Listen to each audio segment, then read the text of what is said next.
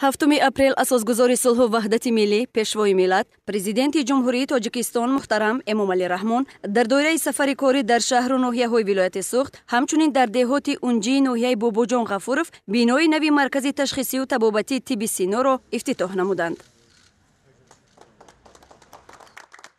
иншооти муосир аз ҷониби соҳибкорони ватандӯст Иномҷон Тоҷибоев, Абдусалом Раҳимов ва Равза Мирзоева бунёд гардидааст. Дар ин ҷо ба пешвои муаззами миллат муҳтарам Эмомалӣ Раҳмон иттилоъ дода шуд ки бо бунёди бинои нави маркази ташхисию табобатии муосир боз 40 ҷойи нави корӣ муҳайё гардида, мутахассисони соҳибкасби маҳаллии ноҳияи Бобоҷон Ғафуров бо ҷойи кори доимӣ ва маоши хуб таъмин гардиданд.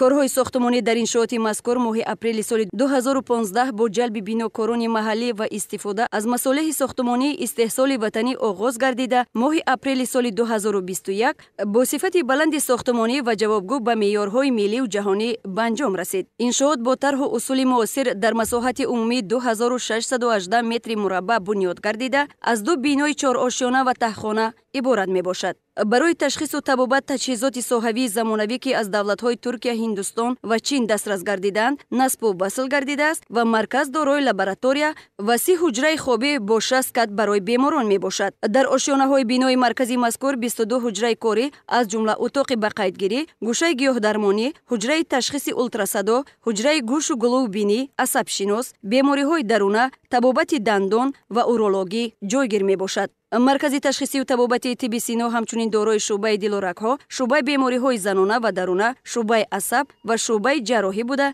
дар он яке аз амалиётҳои нозуку мураккаб ҷарроҳӣ гирифтани чӯраи байнимуҳрагӣ ба таври энdoҷарроҳӣ гузаронида мешавад. Президенти ҷумҳурии Тоҷикистон муҳтарам Эмомалӣ Раҳмон зимни шиносоии иншооти мазкур баҳри ҳифзу нигаҳдошти солимии аҳолӣ ба табибон ва масъулин дастуру супоришҳои мушаххас доданд.